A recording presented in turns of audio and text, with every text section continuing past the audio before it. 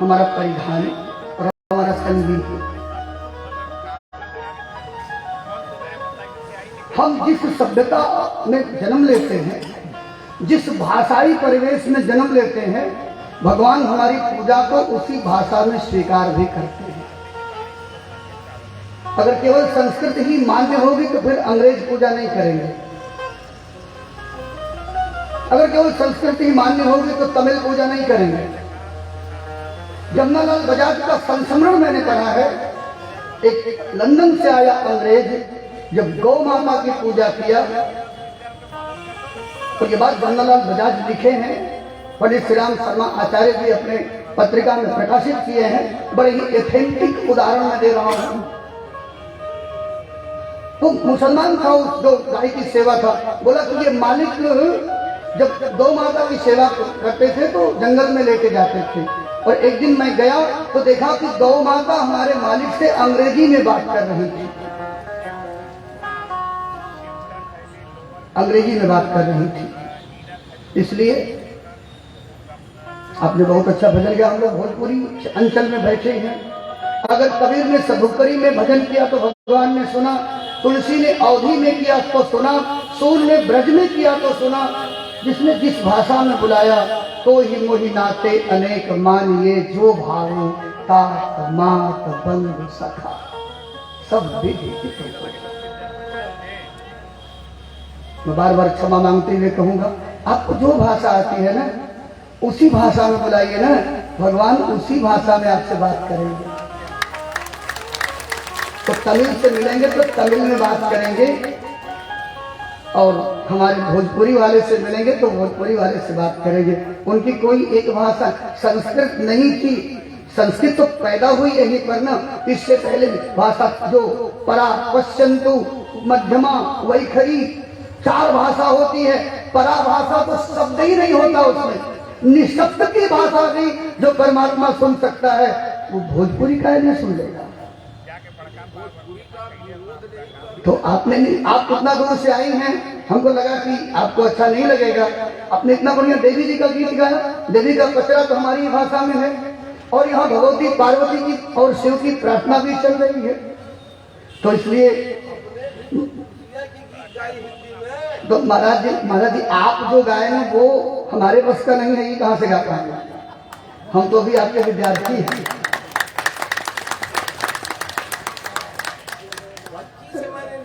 तो मन को भाए ना, जो मन को भाए ना वही हमारा गीत है, और ठाकुर जी जरूर सुन लेता है। इसलिए कभी मन में आप मत सोचना कि हमको तो बड़े बड़े मंत्र नहीं आते। हनुमान जी सारे व्याकरण के नियम से पूछ रहे थे राम जी से, राम जी मुंह देख रहे थे। अब जब परिचय हो गया, हनुमान जी ने पूछा कि प्रभु मैं नहीं जाना, ये तो बात समझ नहीं आई, आप क्यों नहीं पहचाना? बोले मैं पहचान लेता, मैं कुछ शंका में था कि मेरा हनुमान जैसा पागल और बावड़ा कि कहां से इतना संस्कृत जान गया। अरे वो तो इतना भोला है कि किसी ने बहस कर दिया, हनुमान जी राम जी कहाँ रहते हैं? बोले मेरे सीने में। तो जब सीने में रहते तो हम कैसे मानेंगे? तो सीना चीर के दिखा दिया।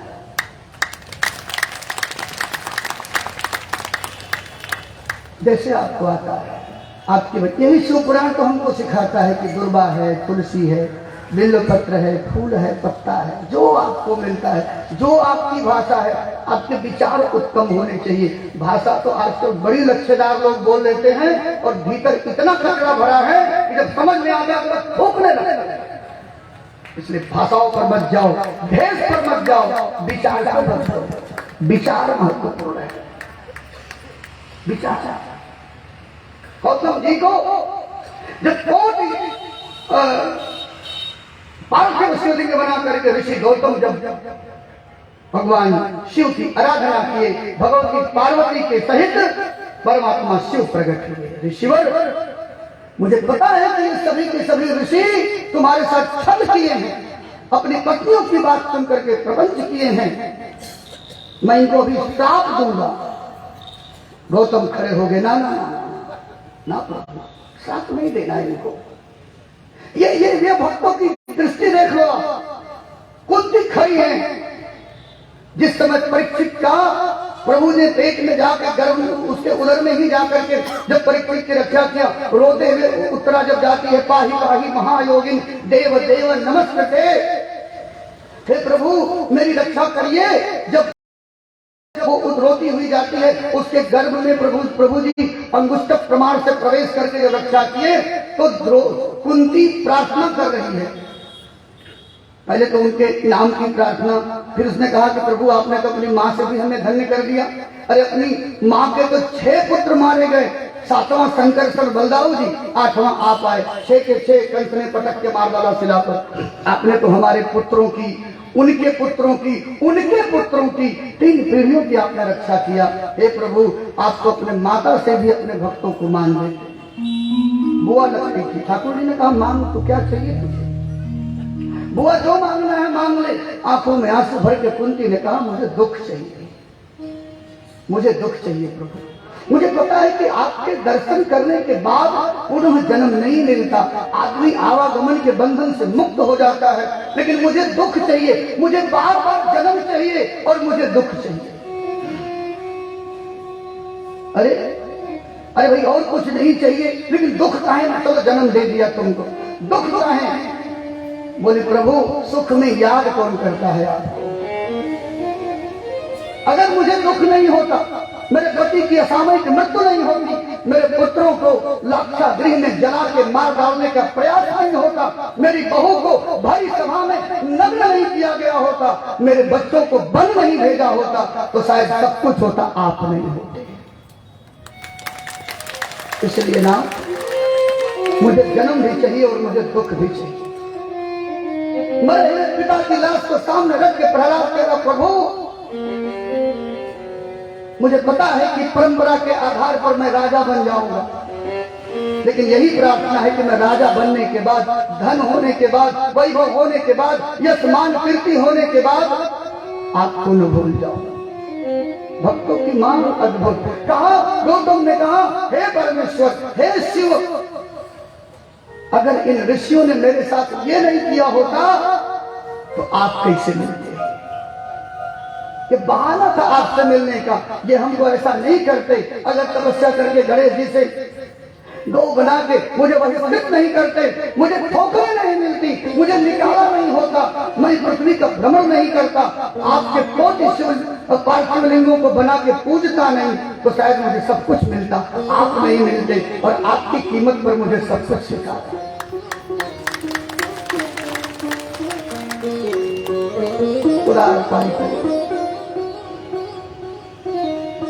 कहा जो हो रहा है उसको होने दीजिए, अगर आप प्रसन्न हैं तो गंगा को दीजिए, गंगा आपके सिर में रहती है, आप गंगा को दीजिए। इन लोगों ने कहा है गंगा को यहाँ लाकर स्नान करो, तो आप गंगा को दीजिए। भगवान शिव ने कुछ उस दिव्य द्रव को बचा, गंगा तो उनके ही पास है, उन्होंने प्रकट किया गंगा को, सुंदर स्त्री के रूप में भगवती गंगा प्रकट हुई। धन्यास्ति कृतकृत्यासि पावितं भुवनं त्वया।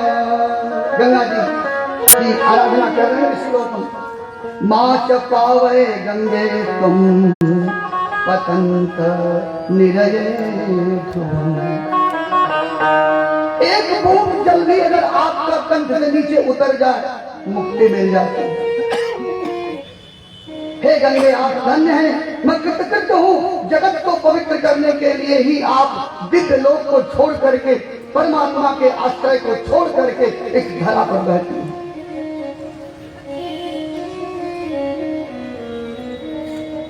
गंगा जी से शिव जी ने आदेश किया कि आप गौतम जी के लिए जल प्रदान करें।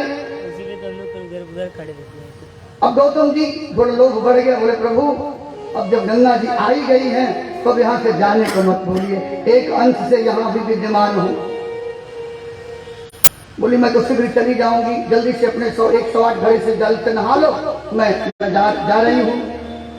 भोलेनाथ ने कहा कि नहीं भाई, आज मैं जब भी प्रसन्न होते हैं तो 1000 भुजा है ना इनकी, तो देने लगते हैं तो आप कहाँ से संभाल पाओगे, और जब लेने के मूड में आ जाएंगे ना तो फिर आप रोक भी नहीं पाओगे। आदेश किया शिव जी ने कि गंगा तुम यहीं ठहरो। फिर गंगा मैया ने कहा कि प्रभु मैं तो रुक जाऊंगी, लेकिन आपके बिना मैं नहीं रुक सकती, इसलिए आप भी वचन दीजिए माता पार्वती के साथ यहाँ अपने गणों सहित निरंतर निवास करेंगे, तो मैं भी यहीं रहूंगी। इसीलिए भगवान भोलेनाथ माता पार्वती के साथ ऋषि गौतम और भगवती गंगा वहाँ एक जगह खड़ा हुए, इसलिए उस तीर्थ का नाम त्र्यंबक पड़ा और उस भोलेनाथ का नाम जनरेटर चला भी जनरेटर के पास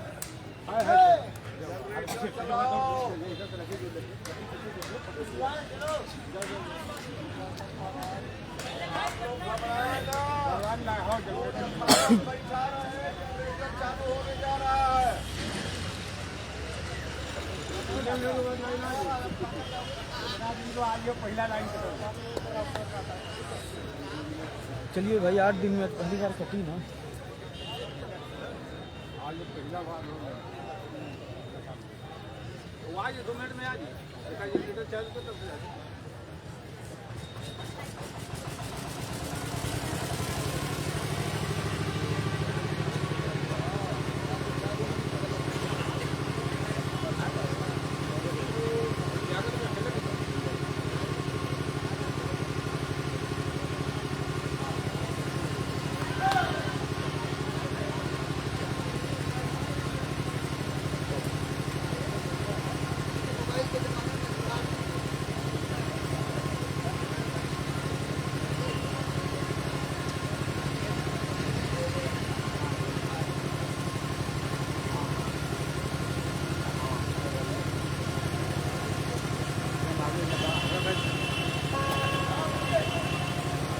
राधे।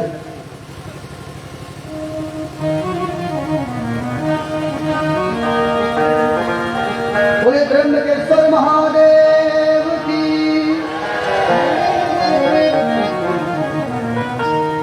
एक और ज्योतिर्लिंग का वर्णन कर ले, वैद्यनाथ का, बहुत जल्दी से खत्म करेंगे इसको। और वैद्यनाथ जी में राम जी भी हैं, हनुमान जी भी हैं और भगवान वैद्यनाथ भी हैं। बिंदु जी से कहेंगे, बिंदु जी फिर एक सुंदर भजन सुनाएंगी। महाराज जी भाई इस कक्षा के प्राचार्य हैं और हम लोग विद्यार्थी हैं, तो मान लो हम सीनियर ये जूनियर, तो प्राचार्य का काम ही है कस के रखना, कहीं हिल न जाए इधर उधर।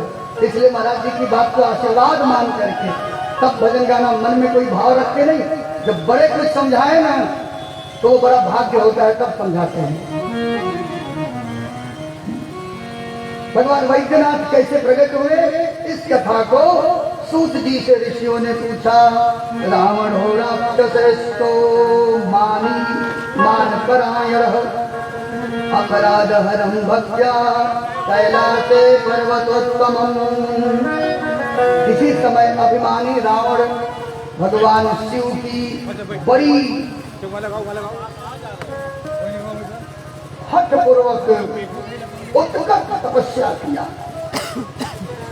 जाड़े के दिनों में जल में डूब करके, देखो ये तप है, शरीर के विपरीत जाना, सुखों के विपरीत जाना। गर्मी के दिनों में पंचाग्नि, बरसात के दिन में खुले आसमान के नीचे, और जाड़े में जल में डूब करके घोर तप किया। भगवान शिव प्रकट हुए। रावण बता तो मेरा अनन्य भक्त है, और ऐसे नहीं प्रकट हुए। सारी तपस्या के बाद में जब शिव जी प्रकट नहीं हुए तो इसका 10 शीश था, दशानन था। एक एक शीश को अपने काट काट करके यज्ञाहुति में डालने लगा। जब 9 सिर काटा तो भगवान प्रकट हो गए, शिव जी प्रकट हो गए 10वां को। और पहले उसके कटे हुए 9 सिर को लगा करके मंत्र शक्ति से एक वैद्य की तरह, डॉक्टर की तरह सिलाई कर दिया। इसलिए इनका नाम क्या पड़ा, वैद्यनाथ। आज से आप लोगों को कोई भ्रम था वैद्यनाथ के नाम के बारे में, तो आप जानते।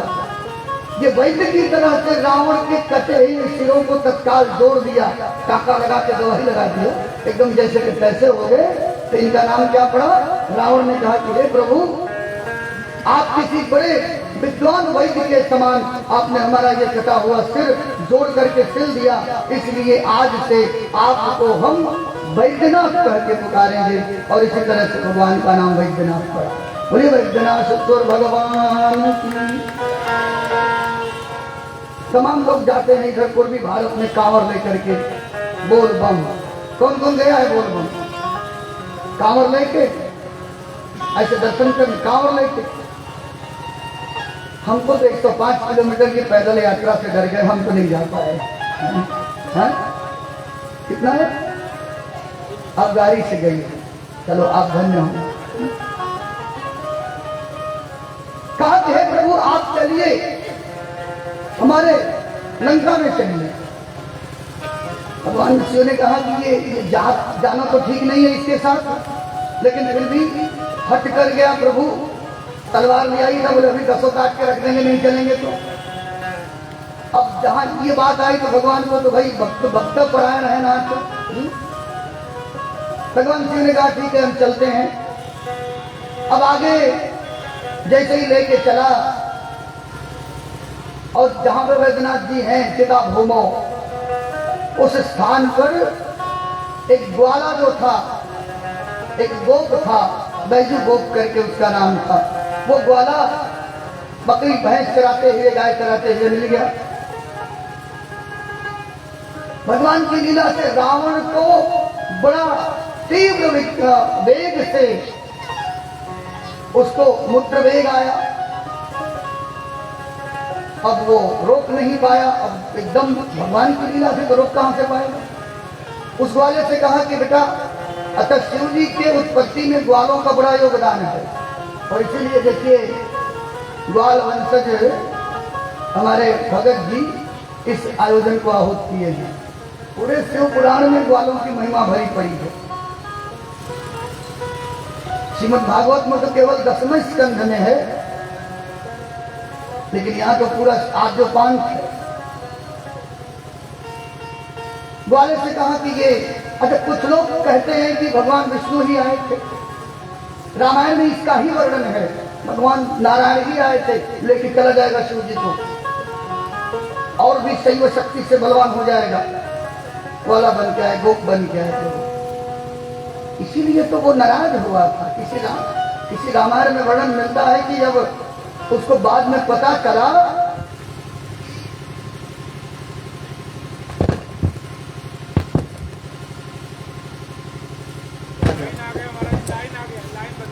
हाँ कोई बात नहीं है, हम भाग के नहीं जा सकते जब तक आरती नहीं होगी।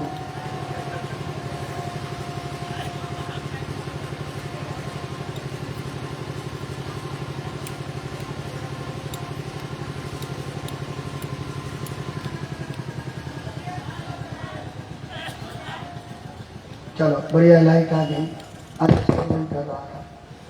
बोलो हर हर महादेव। बात से बोलो इधर और जोर से।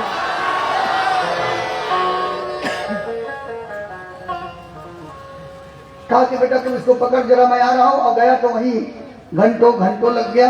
अब ये वज्र शक्ति से निर्मित जो दिया था शिव जी ने शिवलिंग, वज्र शक्ति से निर्मित था, इसलिए वो शिवलिंग वहीं का वहीं वो छोड़ करके भाग गया। और जब ये आया तो शिव जी ने कहा था कि भाई जहां रख दोगे वहां से ये फिर उठा नहीं पाओगे, यही इसका आखिरी स्थान होगा। इसलिए उस स्थान पर वो स्थापित हो गया। रावण वहां से प्रसन्न होकर के चलो कुछ आधा दूरी तो ले ही के आ गए कैलाश से, प्रसन्न होकर के लंका चला गया। और इंद्र आदि देवता, वरुण, कुबेर इत्यादि, लोकपाल, दिग्पाल, विष्णु, ब्रह्मा इत्यादि सब वहां पहुंच करके और भगवान का खूब आरती पूजन वंदन किया। और तब से भगवान श्री शिव वहां पर वैद्यनाथ के रूप में विद्यमान हो गए। बोलिए वैद्यनाथ भगवान की। हिंदू जी का भजन आप पढ़िए जाइए। जय जय जय जय जय गुरुदेव। इस मंच से मैं इतना जरूर कहूंगी कि हिम्मत लेके जा रही हूँ। आपने 2 शब्द में बड़ा बहुत बड़ी बात बोली, भगवान को जिस रूप में याद करेंगे, जिस भाषा में, हमने तो चलिए हमारे सोचा 4 प्रकार के होते हैं। हम बहुत बड़े ज्ञानी नहीं है, हम तो आज आए, हमारा सौभाग्य है कि हम आ गए हैं यहाँ पे प्रभु के श्री चरणों में। हम तो सोचे कि हमारी माताएं बैठी हैं, कुछ सुना दिया जाए अपने। मैंने बहुत अच्छा किया, बगल में भगवती का मंदिर भी बहुत विशाल है। और आइए, कोई बात नहीं, जब हमारे बड़े कुछ कहते हैं तो सच में उसको लेके जाना चाहिए और उस पर अमल करना चाहिए। बिल्कुल। और आइए चलते हैं सुंदर से भजन की तरफ। और कहना है क्या कि जो प्रेम गली में आया ही नहीं, जो प्रेम गली में आया ही नहीं, वो प्रियतम का ठिकाना क्या जाने।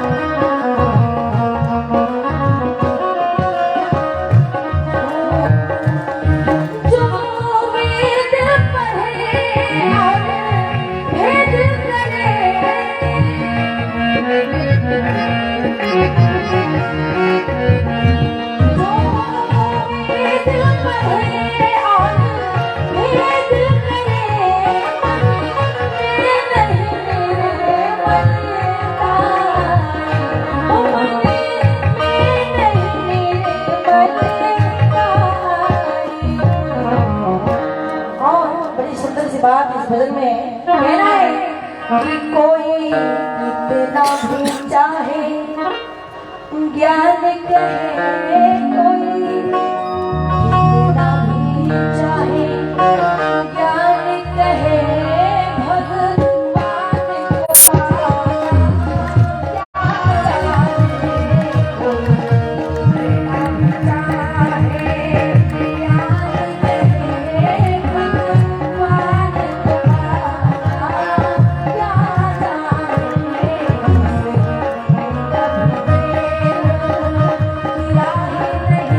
को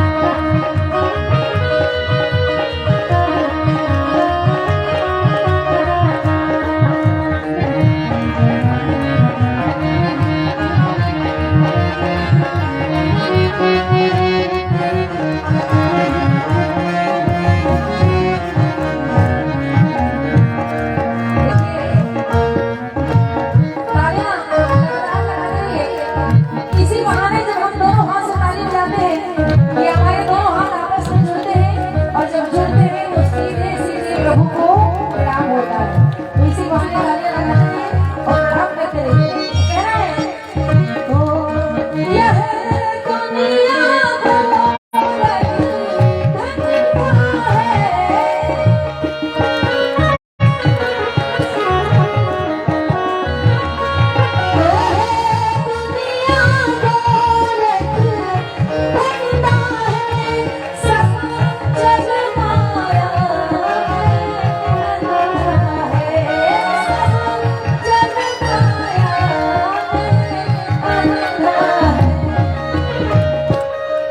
जिस अंधे ने प्रभु को देखा नहीं, जिस अंधे ने प्रभु को देखा नहीं, वो रूप बता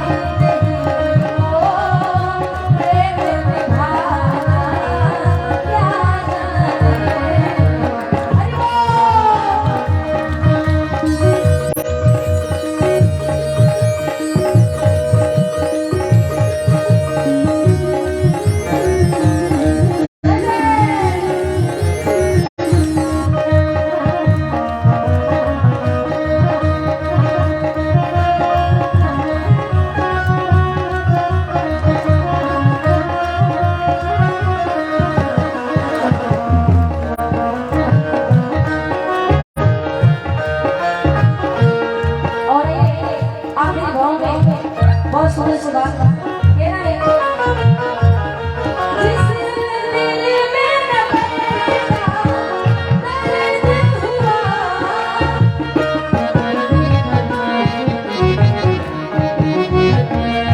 जिस दिल में दर्द हुआ, वो पीर पड़ा यहाँ जाने।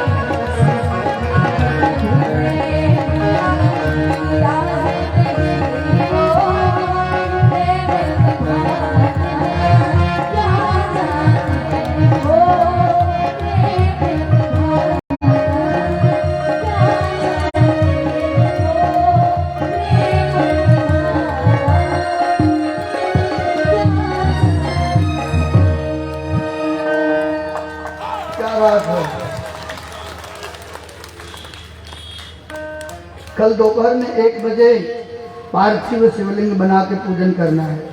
आप लोग तैयार हैं? कौन कौन तैयार है वो लोग जरा हाथ उठाएं इधर से।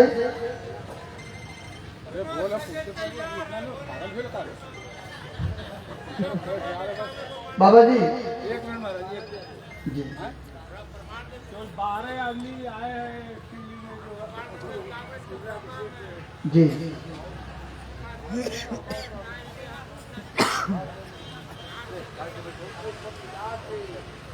अब तो जब घोषणा हुई है तो 12 आदमी रहेंगे तब भी किया ही जाएगा। 13 हुए। अच्छा नहीं महाराज जी, कम से कम 2100 तब ना। आप लोगों से निवेदन है कि 21 आदमी कम से कम होने चाहिए। तो बाबा जी यहाँ से हट जाइए। चलिए कोई बात नहीं है। 1 मिनट अवसर, 1 मिनट। हाँ बोलो। इंदुबाला जी, आप हमारे